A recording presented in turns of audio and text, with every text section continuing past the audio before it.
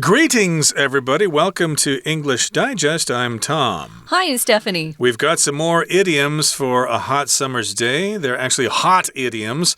I guess hot there means popular idioms you might use in conversation.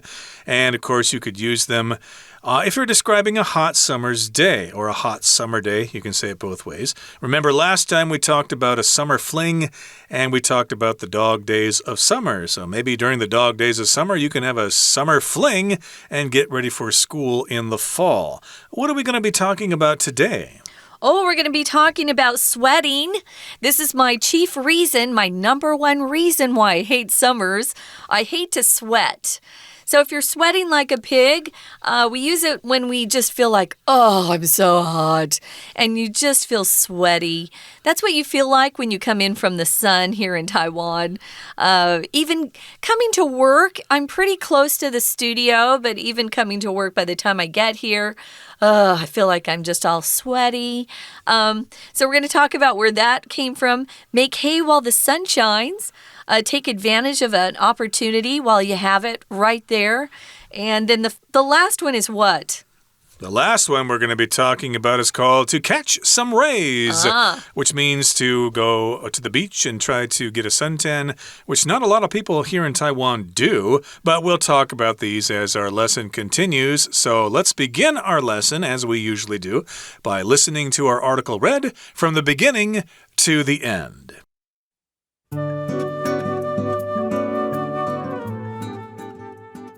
Sweat like a pig. This describes a person covered in an enormous amount of sweat, but do pigs genuinely sweat that much? The answer is no. The pig in this idiom refers to pig iron, which is liquid iron poured into a long vessel with smaller lines that branch off it. It looks a little like piglets feeding from their mother. When pig iron cools, the air around it reaches its dew point and turns into moisture as though the pigs were sweating. Example, I'm sweating like a pig. Let's get in the shade. Make hay while the sun shines. In the past, farmers could only make hay, which is dry grass and other plants used as animal food, on sunny days. This is because damp conditions ruin hay.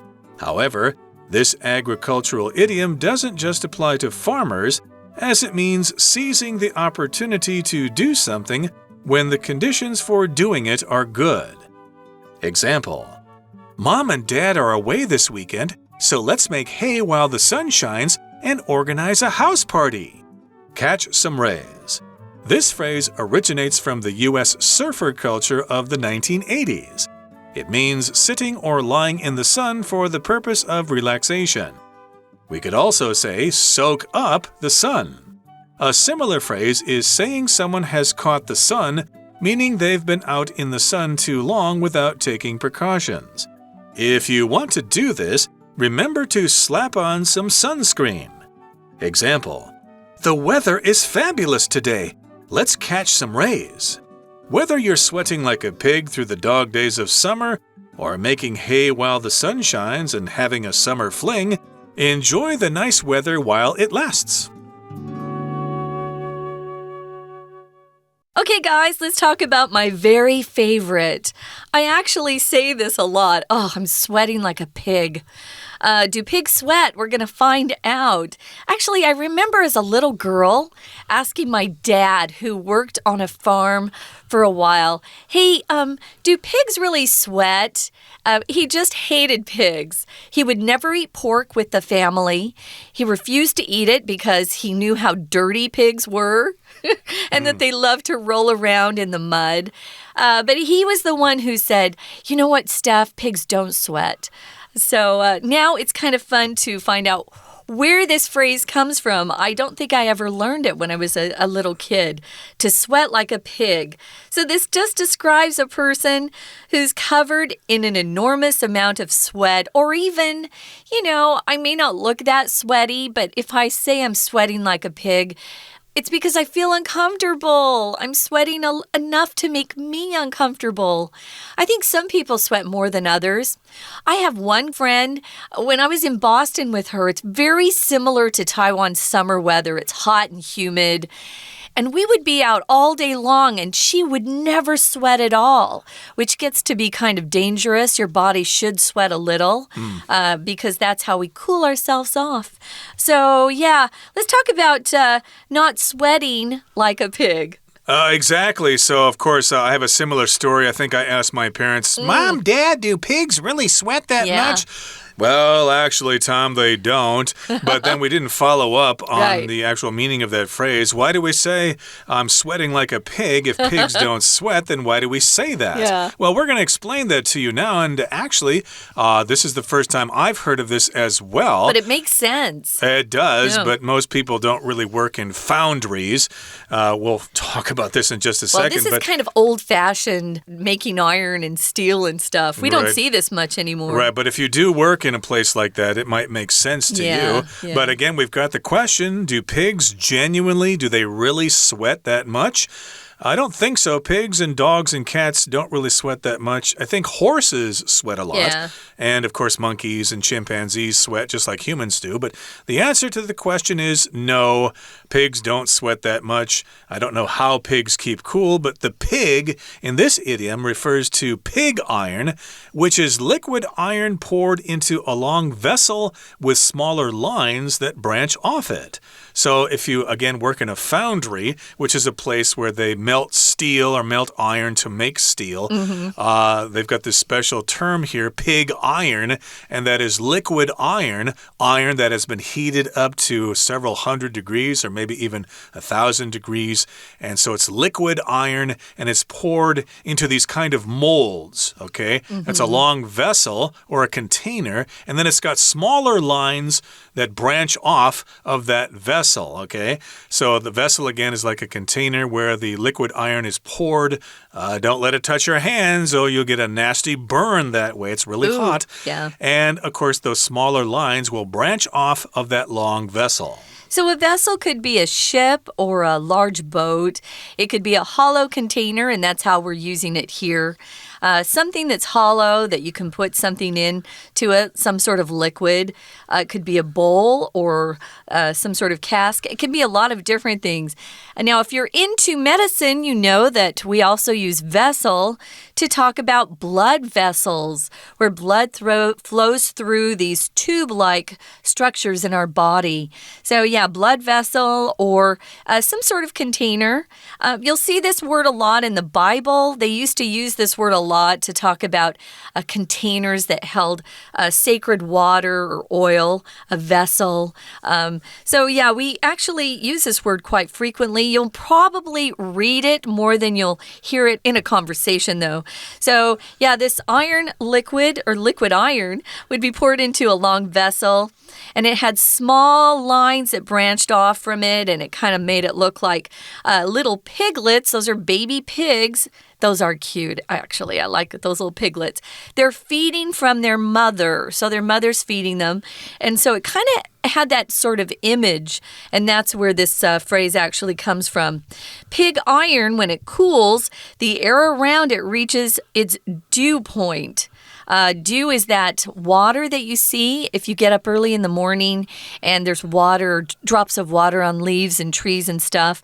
That's the dew. So when it reaches its dew point and turns into moisture, this is how it's made, as though or like the pigs were sweating. This does happen again, of course, when air reaches a certain temperature or the dew point, then the moisture comes out and you get condensation, which usually forms on tree leaves and things like that. And in this particular case, you'll see this with this liquid iron, and there'll be moisture around there, and it looks like those pigs are actually sweating, hence the phrase, sweating like a pig. Here's an example. Oh, I'm sweating like a pig. pig, let's get in the shade.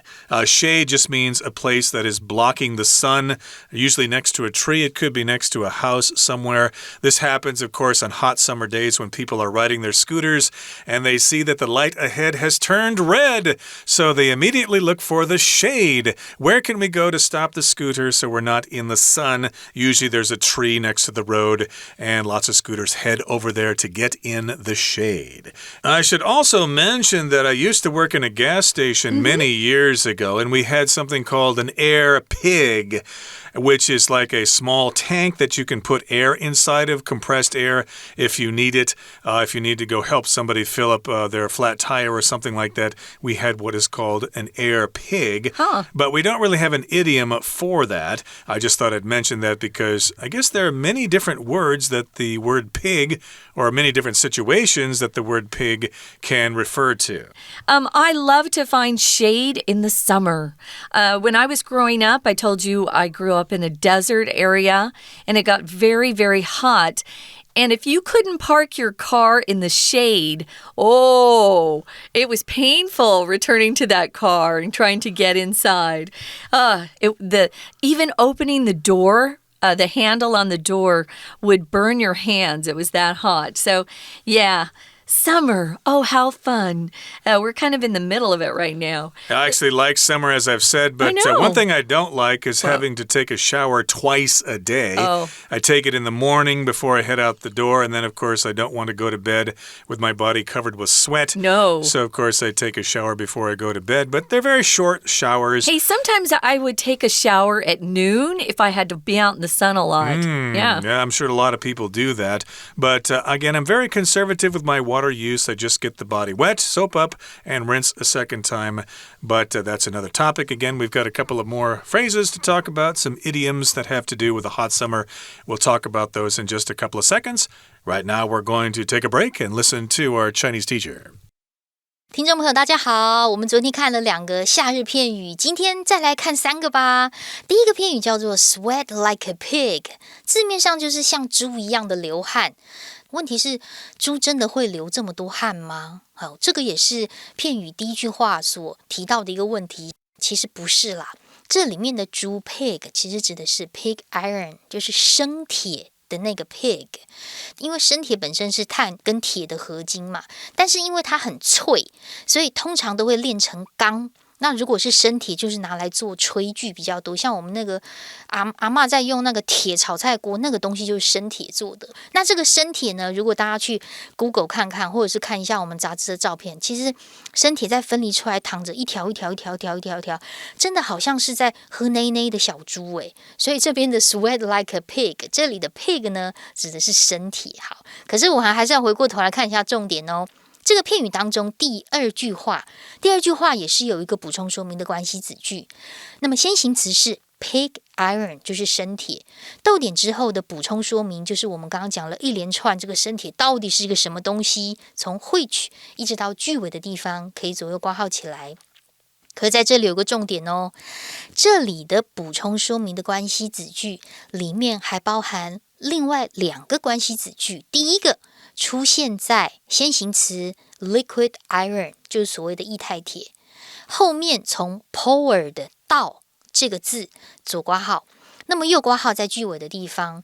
当然 poured 这里是被倒在一个容器，所以它省略的是 which 或 that 关代跟 be 动词的 is。好，那么另外一个还藏了一个小小的关系子句 that branch of it， 这里可以左右括号起来。先行词是 smaller lines。 好，所以在这里如果看清楚的话，就会知道它其实层层叠叠在这句话包含了好多形容词子句。好，那么当然生铁在冷却的时候，因为它旁边的空气的这个到达了一个露点温度啊，就凝结成很多水分，看起来好像小猪在流汗一样。我们又看到了 as though 仿佛好像这个连接词。本来我们在描述sweat like a pig， 在描述这样片语的意思的时候，我们就用简单现在式。可是遇到了仿佛好像，后面就要形成所谓的假设语气，动词要跟事实相反，所以现在式就直接变成过去式。但是要注意哦，在假设语气当中，与现在事实相反的时候 be 动词一律用 were， 所以在这里的 the pigs were sweating 是受到 as though 这个连接词的影响。 We're going to take a quick break. Stay tuned. We'll be right back.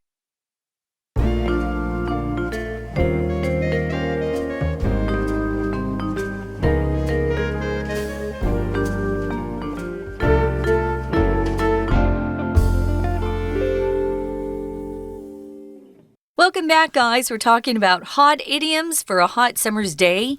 Hot idioms could be, that there are idioms about being hot, but it could also be just popular idioms for a hot summer's day. We would like you to actually use these this summer. Pick one or two, memorize it, try to figure out how it works in a sentence, and then try to use it. That way, these idioms and vocabulary will actually stay in your memory. If you just hear about them, read about them for a test, they just don't last in your memory. So try to use them in your conversation, impress your friends. So we talked about sweating like a pig. The next one is making hay or make hay while the sun shines. So what does that mean? Well, I'm not a farmer. I didn't grow up on a farm. But one thing I do know, you can't have hay if you have too much liquid. If it rains too much or it's too damp, that hay can't dry out enough. Hay is very, very dry. So if you have any sort of humidity, it's kind of hard to have good hay. So these farmers that actually grow hay and put it into those bundles, you've seen the hay stacks. Hay bales. Hay bales, yeah. You notice that they're very big and heavy, but they're also dry. Exactly. So you might do that here in Taiwan with old rice plants or something like that. But in at least where I'm from, the corn fields would go dry, or the soybean fields, and then you want to go out there and make hay. But again, in the past, farmers could only make hay, which again is dry grass and other plants used as animal food, on sunny days. So yeah, you want to make hay on sunny days, and of course hay is dry grass, and it can be used to feed animals like cows and chickens. I don't know if chickens eat hay so much, but maybe, they like bird seed. Yeah, cattle maybe, and pigs, they eat hay. And the reason you can't make hay if there's too much moisture is because damp conditions ruin hay. Yes, moisture ruins a lot of things. It causes, what's that called? Mold to grow and mildew, and that'll ruin stuff. However, this agricultural idiom doesn't just apply to farmers, as it means seizing the opportunity to do something when the conditions for doing it are good. Just like, here in Taiwan, sometimes you want to do your laundry on sunny days because then you can hang out your clothes to dry, and they'll dry faster if the sun is out or if it's hotter. If it's raining and kind of cold, it's not really a good time to do your laundry. But in this particular case, it's an agricultural idiom. So agricultural has to do with agriculture, which is the branch of science that has to do with growing food and raising animals for human consumption. So, yes, indeed, if you're a farmer, then you work with agriculture. You sure do. I grew up in an area where there wasn't a lot of agricultural activity going on, but Tom, you're from an area of the country where you have a lot of farming and farms. Yeah, I'm from a small town, but I didn't actually work on a farm. I knew some kids who lived on farms, and I heard them talking about this all the time, needing to make hay. Yeah, I got to go home on the weekend. We're going to go out and bale some hay. That's one of their chores they have to do. And again, you can only make hay when the sun shines, and that's why we have this idiom. I had some experience with hay as a kid because we had hay rides around Halloween time usually, and somebody would have a truck and drive around, and there were big bales of hay or hay stacks, and we would sit on the back of the truck and sing. It was fun. So it says here that this agricultural idiom doesn't just apply to farmers or only apply to farmers. as it means seizing the opportunity to do something when the conditions for doing it are good. So you want to seize the opportunity, seize the day. If something applies to somebody or something, it just means it's used for that purpose. So you can apply something like a rule or a system or a skill, and you can use it in a situation or activity. So this idiom doesn't just apply to farmers. We don't just use it to talk about farmers and farming. Oh, no. It just means, hey, there's a great opportunity in front of you. Don't miss out. Grab it. Seize it. Seize something just means to grab something firmly.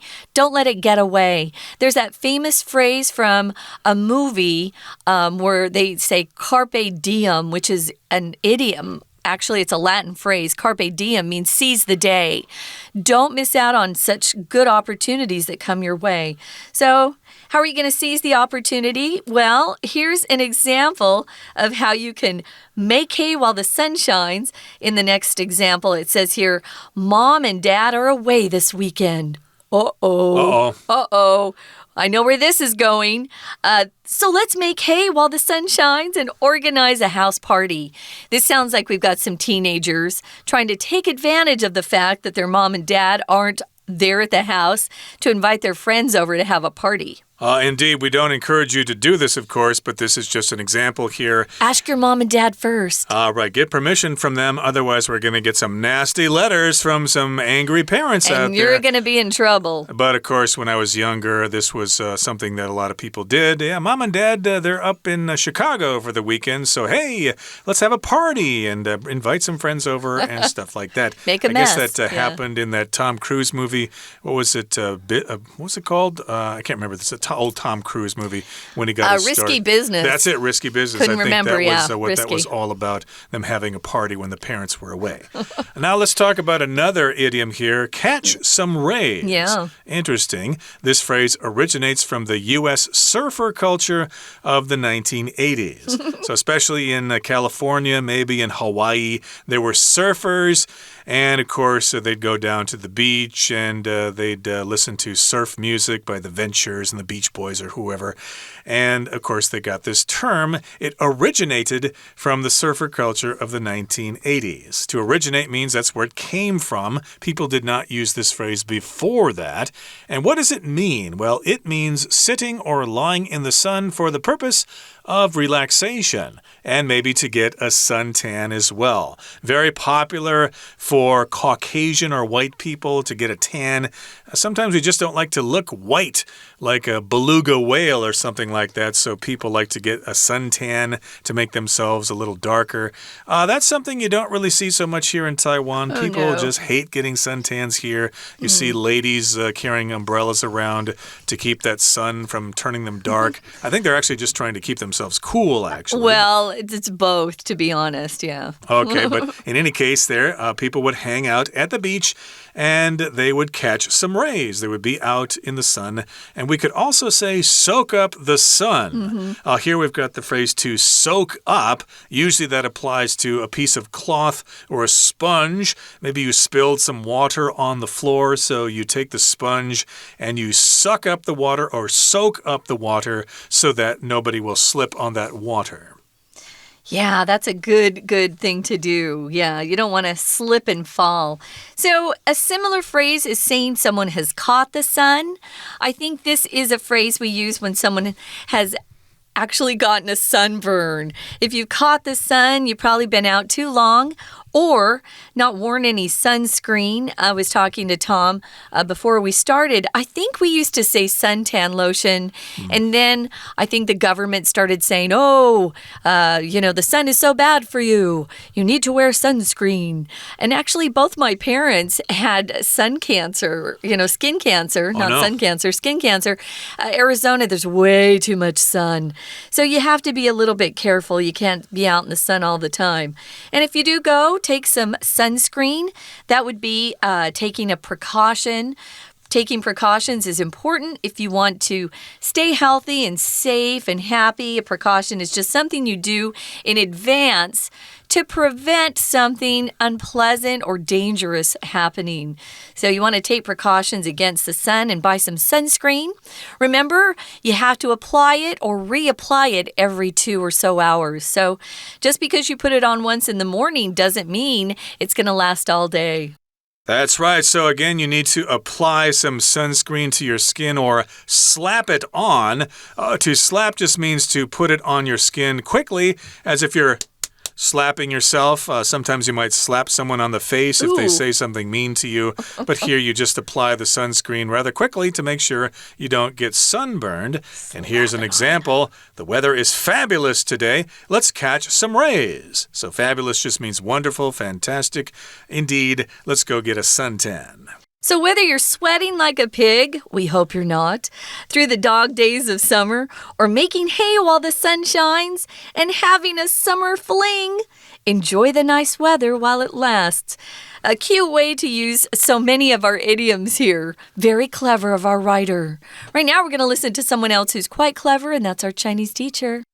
接着我们就看第二个啦，打铁趁热。英文当中就不会再用铁啦，英文当中打铁趁热就是当天气晴的时候，你就赶快做甘草吧。对，当然要天气晴啊，不然下雨的时候那么潮湿，怎么做甘草 ？Make hay while the sun shines。所以中文的文化不一样，我们说打铁趁热，英文说 make hay while the sun shines。好，我们刚刚讲到说天气一定要很干燥的时候才赶快做甘草啊，这就是片语当中第一句所陈述的。不过还是有一个插入的补充说明性的关系子句，补充说明 hey 这个字到底是什么。所以逗点前面的 hey 就是先行词，逗点之后的 which 到逗点当然左右挂号起来啦。which 就是当成 is 的主词来用，而所谓的甘草 which is dry grass blah blah blah blah blah。 好，这边就补充说明了，但是小心哦，这里的关系子句还有包含一个简化的关系子句，后面4个字 used